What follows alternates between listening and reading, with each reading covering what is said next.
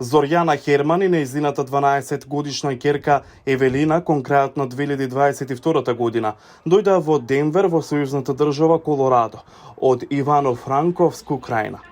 Херман тука имаше пријатели. Инаку околу 15.000 луѓе со украинско потекло живеат во Колорадо. Првото нешто со што се соочивме беше јазичната бариера. Кога дојдовме овде, не можев да разберам половина од тоа што го зборуваа луѓето.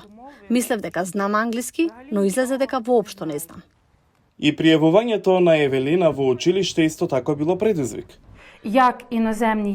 Како да запишам дете на училиште? Како моето дете ќе учи и ќе се дружи, ако воопшто не знае да зборува англиски? Згора на тоа, не разбравме како ги хранеле децата во училиштата во САД. Работите тука се поинакви во споредба со Украина. Но кога Евелина конечно тргнала во 6-то оделение, незините наставници и вработените во училиштето и помогнале брзо да се прилагоди. На кожен ден забирала одна вчителка. Еден од наставниците ми држеше часови по англиски јазик секој ден, за да се подобрам. Училиштето е толку големо и на почетокот немав пријатели. Потоа тоа се промени. Настано добродојдовте во Американското училиште им помогна на децата како Евелина и нивните семејства. Организирана е од непрофитната организација Украинци од Колорадо, заедно со персоналот на јавните училишта Литлтон и одделот за образование во Колорадо. Разговаравме за различни типови на училишта во САД, јавни и приватни. Основни услуги што можат да ги обезбедат јавните училишта: автобуси, ручек, спорт и активности. Развој на англискиот јазик. Исто така за тоа како да се аплицира и запише на коледж, како функционира тоа, особено кога доаѓате од друга држава.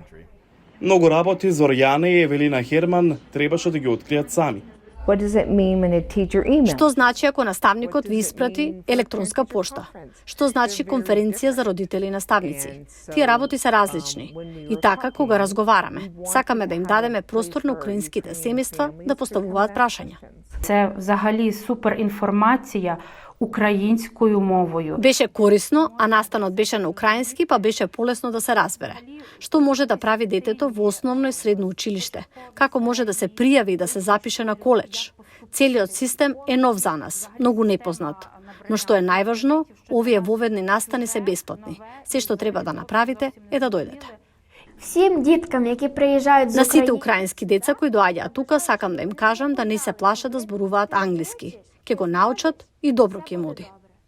Волонтерите од Украинците од Колорадо се надеваат дека ќе продолжат да организираат настани како овој, преку кој може да им помогнат на бегалците да се прилагодат малку побрзо и да се чувствуваат како дома.